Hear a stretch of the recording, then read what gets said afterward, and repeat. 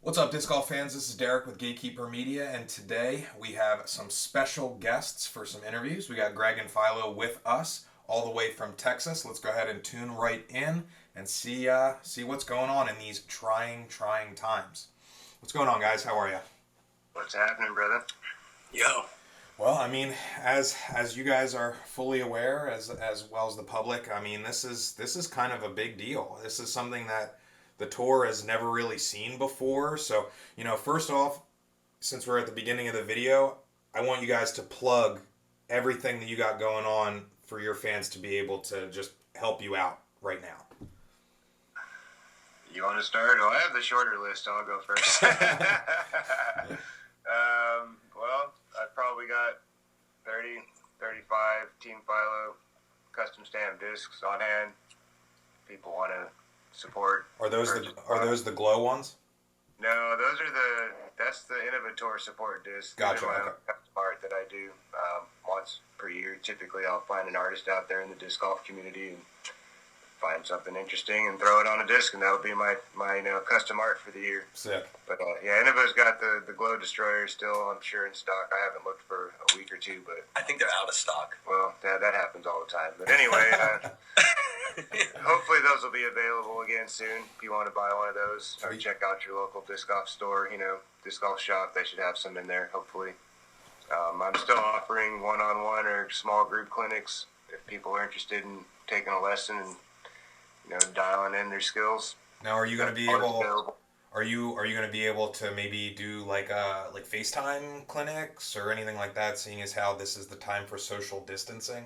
Right. Yeah, I've heard about that.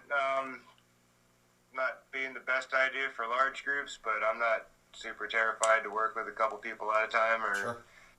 My buddy's been working on one online coaching site for a while now. We haven't quite got to the point of launching or where I'm involved in doing that online, but I don't think it's a bad idea. I mean, I've been able to look at people's videos and dissect things a little bit, but it hasn't been like this kind of engagement where I'm watching them live and talking to them. And, Okay.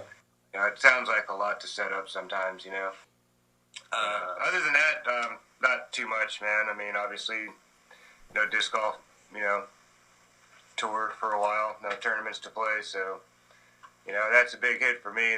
That's how I make my money, my living. Yeah.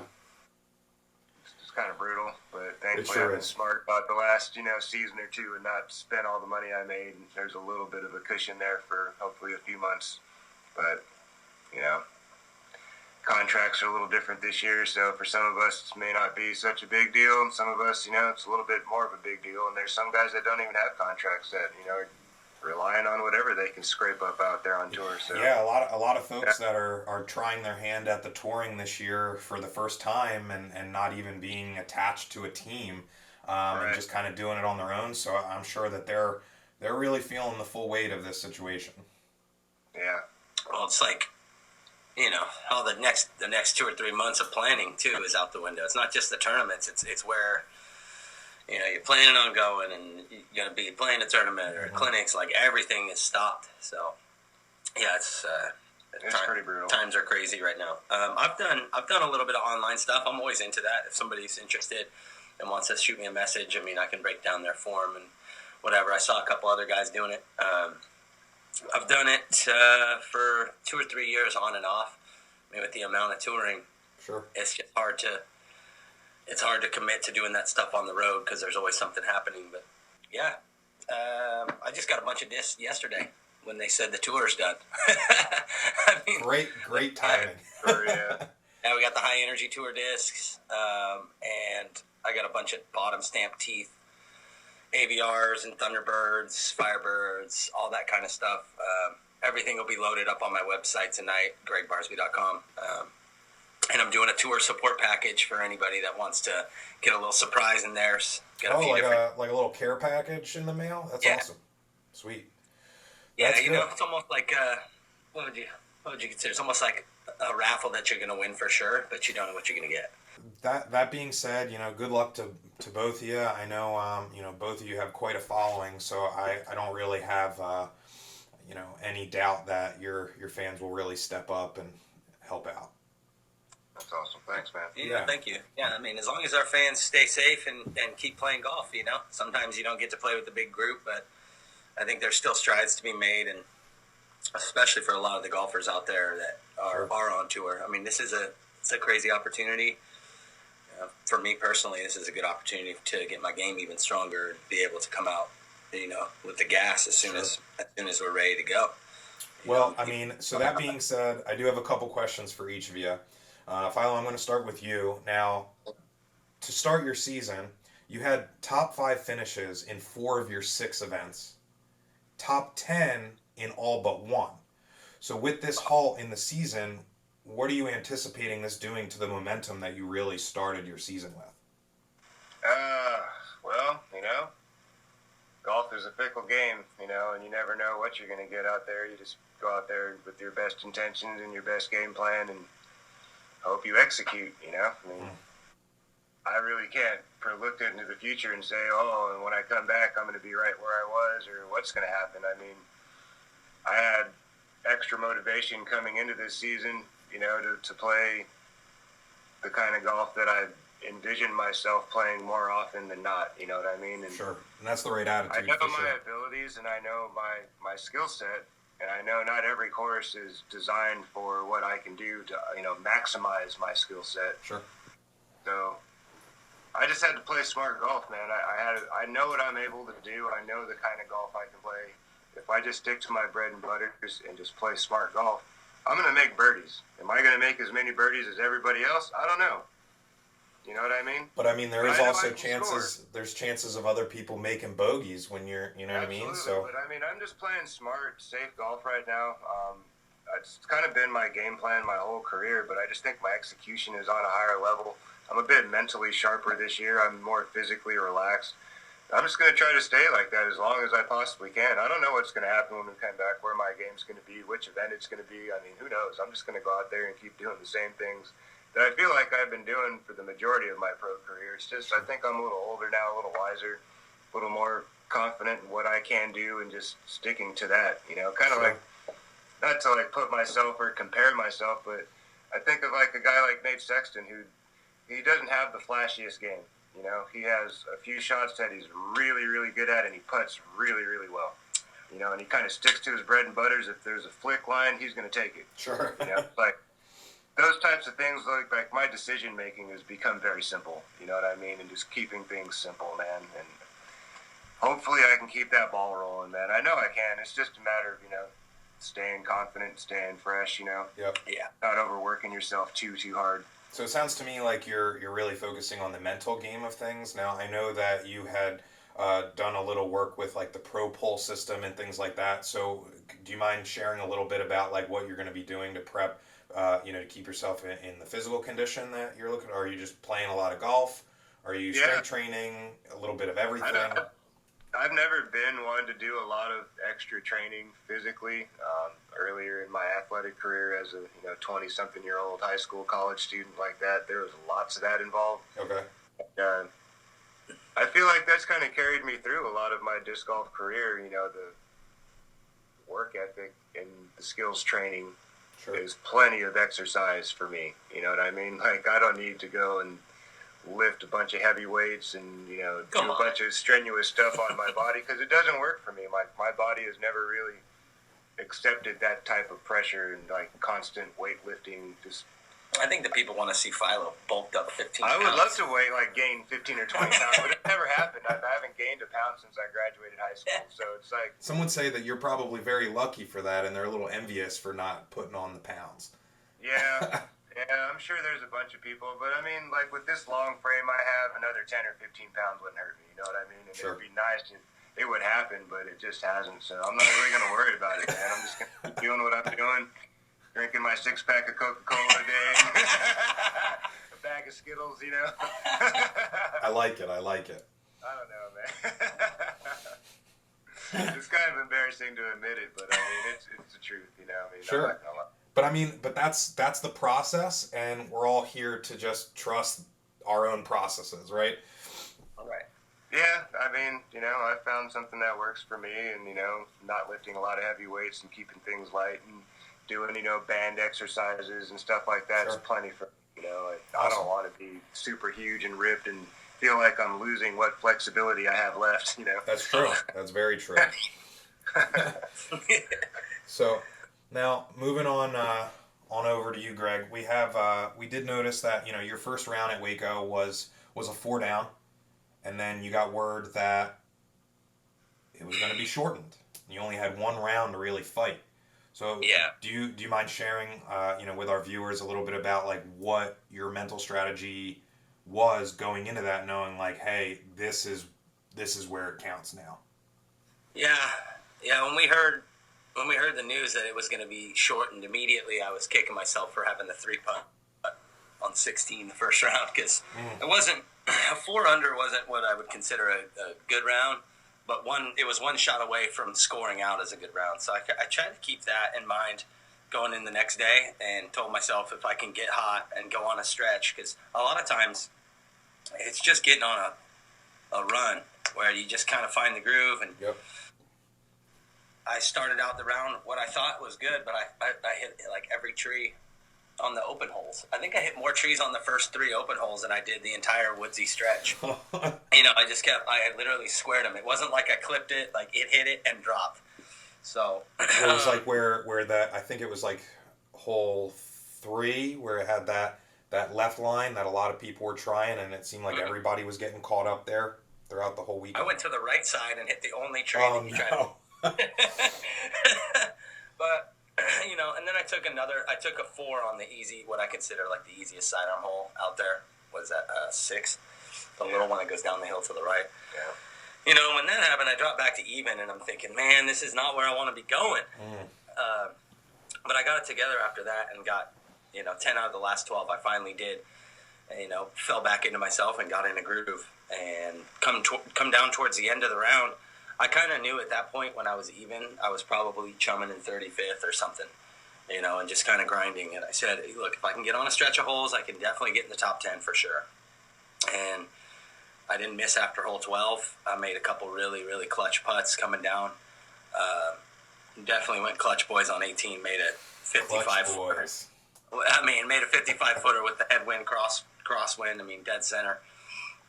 And that was a really good way to finish out. I think, like you were saying, man, it's just golf. You just got to keep playing, So we tied for 5th place at Waco, and he had the miracle finish, and I had like the roller coaster finish. And it was so funny. He was standing there watching me like, what's he going to do? So I'm on hole 17, and that was the first time I looked at live scoring the whole day. I got to hole 17 to see where everybody was at, and I'm like, if I make birdie par to finish, at the time I would have got 5th place alone. There was 5 guys, tied with me, and I was like, all right. So I throw my drive on 17, and I'm like, wow, this is the best position I've ever been in. I'm going to throw the flick and go for the birdie, right? Because normally I just play for par because I never get into position on that hole. Yeah. So I'm there, and then I throw the flick, and this guy's standing there watching me. He's like, oh, it bounced off the wall, but you're still safe, and it's like you got the death putt back out the water, and he's probably going to lay that up and then lay up the last hole. I was hoping. For sure, everybody's going to tie in 5th place, right? Something rooting against you? So I throw like the miracle sidearm for me, and then I make the death putt towards the water, and then I go to hole 18, and then the wind takes my hider and goes, whee! Oh, me! And I'm like, no! Yeah, that was so funny. That was capping everybody on 18 too. Oh man, it's weird. It's slightly just downhill enough, and the headwind. I don't know. There was a couple anomaly shots because your disc went like this. It went OB on hyzer the whole way. I'm like, how did that? It didn't flip over. That's the thing. It stood it up. It stood it up, but it didn't flip it. It didn't push it hard, but it definitely turned the nose from hyzer to flat, and then just kind of sucked it out over the water. Yeah, it's just like bye-bye, right? Yeah. And I was just telling myself, if I can make par lay up, don't be aggressive, just throw a nice smooth shot, and sure. It still didn't work out. See, I'm over there like Philo's gonna par it for sure. Yeah, got me by the stick. It is what it is, man. Like, it kind of sucks when it happens, and you're like, just one safe play, and there, Oh well. Yeah. But in the end, it's cool to tie in a lot of good company. There's a lot of good golfers out there. I'm super stoked that Greg can rally back that last round and shoot a 10. That's a really good score on that course. Heck yeah. I did rally. Like, if you watch the That's little a rally. clicker, you watch the clicker of all the scores and how Colton and Paul, I'm not on there the whole time. And then 18, it's like, time for it. Yeah, I was watching live, and then right around the time when I started seeing you popping back up into that leaderboard, they switched to you on 18. Just kind of palling around there. So, you know, both of you did make appearances on the live broadcast for the event. Nice. Yeah. Well, Vinny was playing really hot too. I played with Calvin, and, Yep. and even though he had a couple of fumbles there coming out of the woods, which you would think those are the easiest for Calvin. I mean, those are the easiest birdie holes, and he had a bad kick and missed the Mando and had to do the drop zone, and then went for the next one and didn't convert the putt and took a 4, right? And then so he left a couple strokes, but we were tied going in, and he was at 10 under, and I was at 9 going into 18. And he threw a better drive than I did. I mean, he threw it 28 feet away and then pulled it a little bit to the right off of the chains and nubs down to the water's edge, stayed safe. So I'm thinking, oh my gosh, okay, he'll make this, we'll tie. And then he didn't convert that one. And that dropped him, I think, from what would have been, right, solo 5th or potentially tied for 4th to 9th place in one shot. That's so crazy. Yeah. It is. When it runs down like that, and that's the game we play too. Like disc golf, once you get up at the closer to the top, all of a sudden the shots cost you $300, $600, $700. Yeah, oh man. You know, man. And with it being the last event for the foreseeable future, it's like that's extra weight on your shoulders in and of itself. Kinda.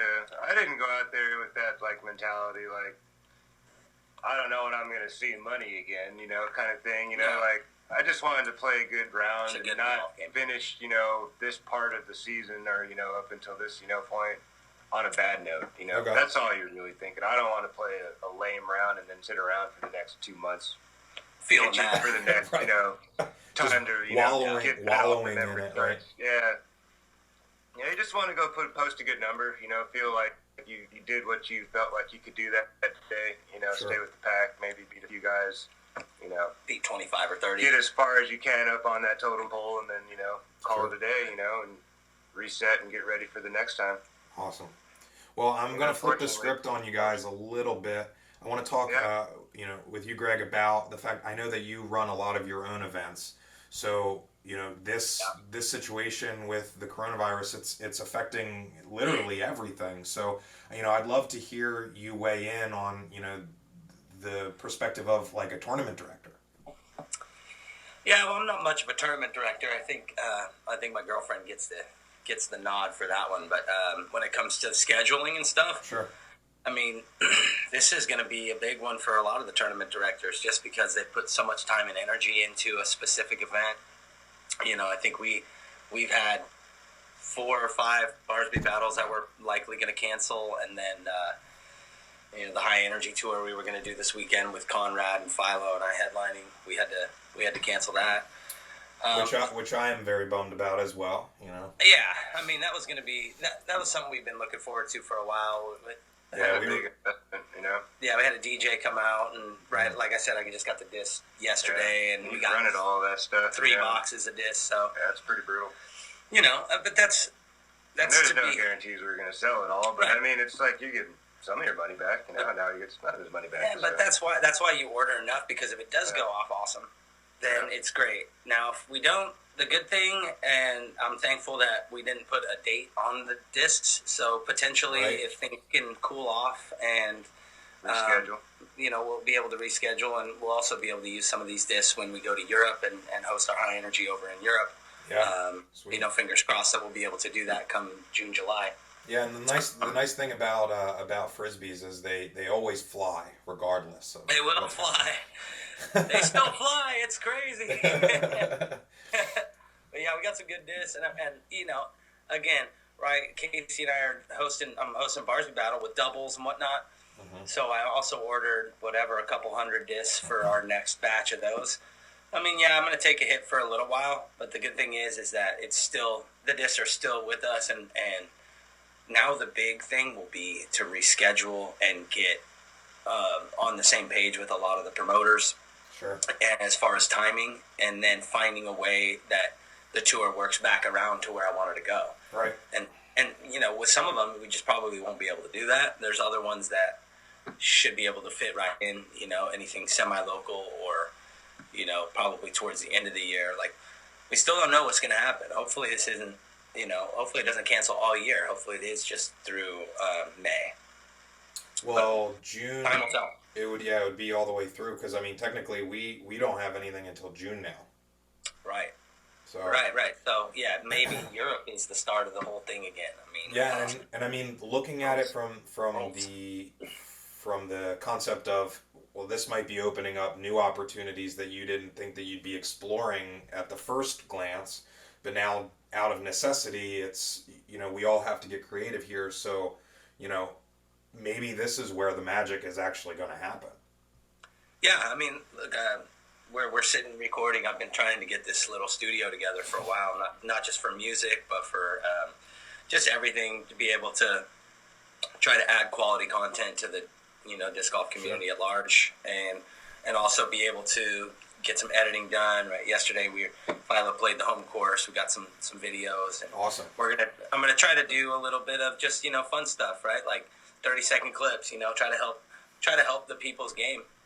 I think that's probably something that I get the most joy from, is really helping somebody improve. And I'll do my best to focus on that, because we can't be in a public forum. Sure. It takes it into a different realm, right? Where little tips and tricks for the guys out there that still want to play golf, that are still playing at their local courses. They're just not playing tournaments. There's an opportunity to get better. So hopefully a lot of the players that are either advanced players or pros will take this as the opportunity and not necessarily a detriment. Right. Yeah, that's a great way to look at it. So I mean that kind of rolls into just really the general question of, like, what is the direct next step for both of you? I'm at home. I'm at home. So, honestly, I give myself about a week and a half to get everything together. I'm not sure what the whole deal is with taxes, but I'll be able to get my taxes all done. Good. Be able to focus on some other things that aren't disc golf, right? Like, Put away your van, maybe. Yeah, maybe try to finish the van. Okay. Get a van in there. It's sweating in the summertime, so Oh, yeah, geez. do some van work and just prep, right? And try to enjoy life every day and appreciate the good things that are around me, and not the things that I necessarily don't have. But I'm grateful I'm out here in East Texas. It's a pretty good area. I'm kind of far away from everything. You can hear the birds chirp. So just kind of going low key, until we find work. I'm just going to be trying to grind in the studio, hitting the drums. There you go. My game plan for the foreseeable future, I'm going to hang out with this guy for a little while longer, and probably going to go on a little walkabout for a couple of days, venture up towards Chicago, catch up with my family up there. Since I'm in the area, probably won't see them again until late summer, if at all, this year, depending on how things go. Then after that, probably head back towards Cali and just kind of hang out and wait and see what happens. Closer to my family there, my biological family anyway. This is all extended family in Chicago, but they're still family. But not quite the same environment. Home is LA, so I'm gonna try to get back there. And things are a little hectic out that way at the moment, but Sure. just try to ride it out, man. Just try to ride this out. Try to stay, safe and wash your hands. just wait. And I'm still going to be active. I'll still get out and play some disc golf, play some regular golf and be active and, try to live, life as normal as much as possible. But I'm definitely not going to just sit around at my house or at my parents' house or, just sit stagnant and do nothing, that's just not going to work for me. Right. So I'm going to stay active, stay, athletic, keep enjoying the little things that I like to do, my hobbies, and Sweet. Little things like albatross with a stick every or a once in a while. frisbee. Yeah, Just these whichever. little things, just just like you just throw it out there. Nothing too crazy, man. I'm gonna keep it chill, hopefully Sweet. get some clinics, or not clinics, but maybe some one-on-ones or small group lessons while I'm back in SoCal. I've got a few messages from people, Cool. interested, that are supposedly, hopefully going to travel through Cali for, anniversaries and whatnot. I mean, who knows what's going to happen in the next few weeks? The way things are going, they might be like, you can't leave California. You're like, what? That's a very real thing. So, like, all of our state parks and more things are closing here in Pennsylvania. but Wow. Delaware, free game, Jersey, free game, right? But then my worry is, well, okay, we travel out of state, and then something happens when you're away, and then, oh, oops, Close the door. yeah, Sorry. no way, Yeah, no way home. So, that's definitely a real, thing if that were to happen. So Yeah, we're just gonna so- keep our fingers crossed yeah. that the world doesn't continue to freak out, and Yeah, stay safe out there, man. Yeah. Well, So, I think simmer this is down. the end of really anything that I have for you. So I guess I'd love for you guys to share, your social media handles with everybody out there, just so that they can keep tabs on, the progress and the things that you guys got going on this downtime. Nice, man. Well, all my stuff is Team Philo. So if it's Instagram, it's at Team Philo. If it's Facebook, the Team Philo page on Facebook. Cool. Twitter, all that stuff. It's all pretty much the same. I mean, I'm pretty low key with the social media. I mean, I post here and there, but I'm not like super crazy, like hey all the time. So Sure. I post conspiracy theories. I ain't got time for that, man. I love watching them on Netflix or whatever, but I'm not like gonna go out there throwing my opinion. You're a casual observer, right? Something like that. I do my part, and there's something interesting to post about or a good story I want to share. I'll definitely do it, but I'm not like trying to bash people over the head with Philo all day long. You guys know where to find me. Cool. All my Instagram's Gregg Barsby. The Barsby line. I'm gonna be doing some giveaways. Just hit 26,000 followers. Nice. What movie is that? The guy's like, I'm grateful for every one of this photo. I don't know. I definitely am, man. I just hit that 30K mark, and I'm super stoked. Nice. Yeah. Both respectable numbers.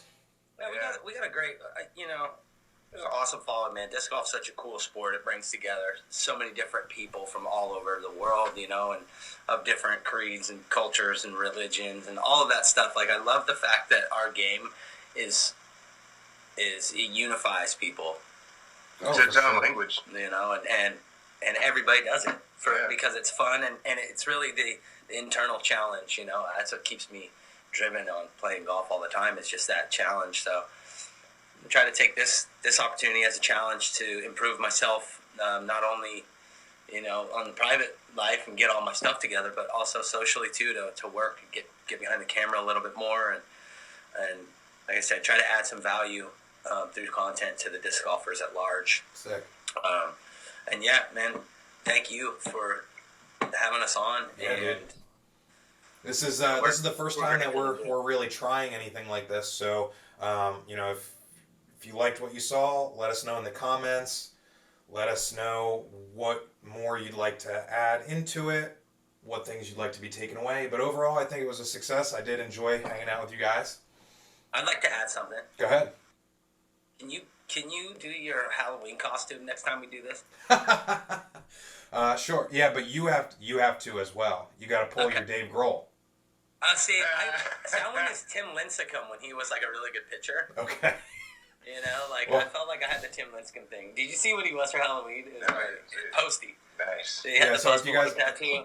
follow me at D_rock856. That's my personal page. You can see the alleged Halloween costume from this year. Because I get it all the time. I've even gotten upgrades for rental cars because I look like Post Malone. No way. Yes, dude. I guess when we go to Europe and everybody calls me Snoop Dogg, I'm just like, yeah, sure. What do I get? Yeah, we need to bring you with us. We need to bring you with us to Europe. That way, it's Snoop and Post Malone are kicking it. We could have the whole entourage and everything. I like the sound of it. That's what I'm saying, dude. We can get this thing going. Yeah, brother. Thank you for the opportunity, man. Yeah, for sure, man. Wishing all your followers well. Thank you very much. Same to you. And guys, stay safe, stay healthy, and stay in touch. Yeah. I'm just joking. Yeah, my bag.